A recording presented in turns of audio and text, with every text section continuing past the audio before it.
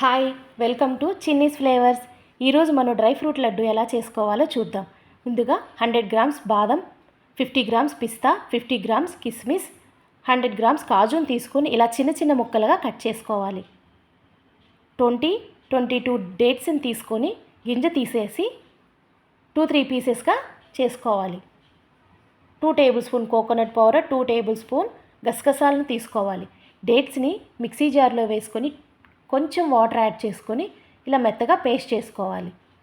Pan తీసుకొని heat అయిన తర్వాత 5 టేబుల్ స్పూన్ గీని వేసుకొని బాదం, కాజు, పిస్తాను వేసుకొని సిమ్లో పెట్టుకొని స్పూన్తో కలుపుకుంటూ స్లోగా రోస్ట్ చేసుకోవాలి. హైలో పెట్టుకుంటే డ్రై ఫ్రూట్స్ మాడిపోతాయండి. ఇది సిమ్లో పెట్టుకొని స్లోగా కుక్ చేసుకోవాలి. డ్రై ఫ్రూట్ లడ్డూలో యాంటీ ఆక్సిడెంట్స్ ఉండడం వల్ల మెమరీ పవర్ బాగా పెరుగుతుంది. కాబట్టి రోజు డ్రై ఫ్రూట్ లడ్డు పిల్లలకు ఒకటి ఇస్తే చాలా మంచిదండి.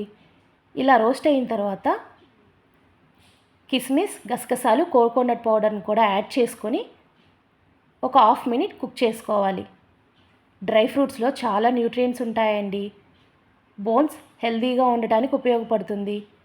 ఇమ్యూనిటీ పెరగడానికి కూడా ఉపయోగపడుతుంది. అంతేకాదండి, హార్ట్ హెల్తీగా ఉండడానికి కూడా ఉపయోగపడుతుంది.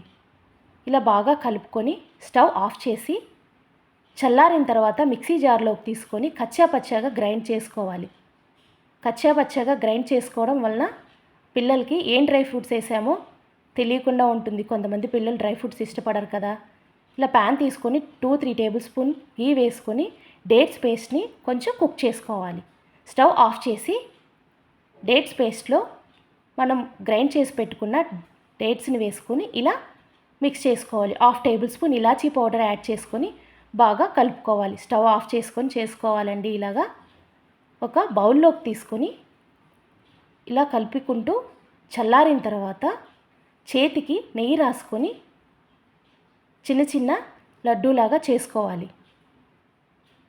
ఇలా డ్రై ఫ్రూట్స్ని గ్రైండ్ చేయడం వలన పిల్లలకి డ్రై ఫ్రూట్స్ తినని పిల్లలు కూడా డ్రై ఫ్రూట్స్ని ఇష్టంగా తినేస్తారు. చూశారు కదా, ఇలా చిన్న చిన్న లడ్డూగా చేసుకోవాలి. చూశారు కదా, ఇంట్లోనే డ్రై ఫ్రూట్ లడ్డు ఎలా ప్రిపేర్ చేసుకోవాలో మీరు కూడా చేసి పిల్లలకి రోజు ఒక డ్రై ఫ్రూట్ లడ్డు ఇవ్వండి. చాలా మంచిది. ఈ వీడియో మీకు నచ్చినట్లయితే లైక్ చేయండి, షేర్ చేయండి, సబ్స్క్రైబ్ చేసుకోండి. Thanks for